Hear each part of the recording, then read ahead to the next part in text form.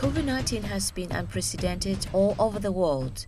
Every country and every government has suffered as there were no experience in coping with such a crisis. It's extremely challenging and frustrating for governments, but the Vietnamese government's successful response has been praised all around the world.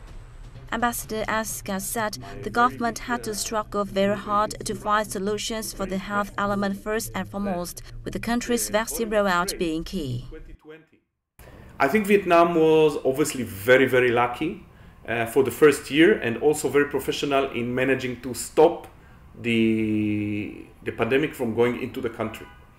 So basically, for the first year, when almost all the world struggled, situation was really horrible.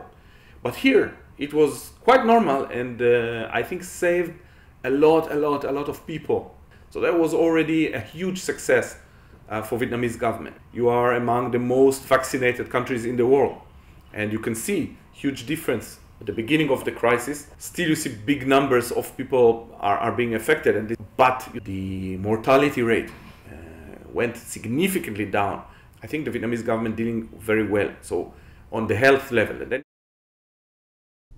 Ambassador Aska also complimented the country's economic resilience despite the collapse of many businesses and supply chain disruptions globally, saying it was a surprise for him to witness Vietnam-Israel trade expand 36% in 2020 and sub 15 to 20% in 2021. Vietnam and Israel are scheduled to complete the signing free trade agreement this year, which is expected to provide strong momentum for the two economies to advance further. Vietnam is a hub of agro production. Israel, a very significant manufacturer of technology. And this goes to many other fields, not only agriculture.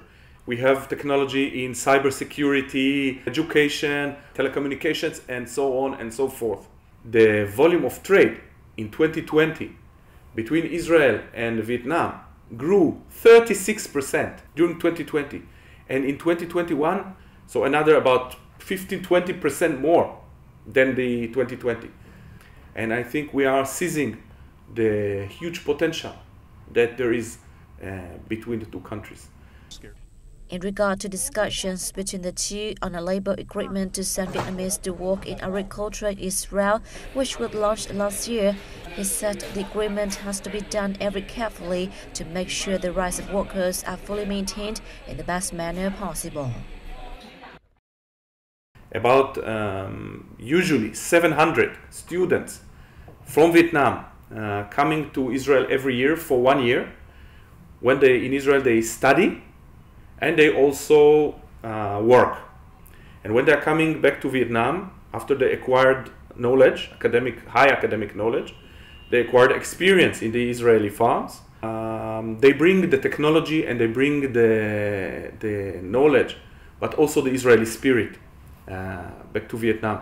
And this is a big project that is already existing for over 13 years. And I hope that it can also contribute something to the very speedy and very impressive development of Vietnam.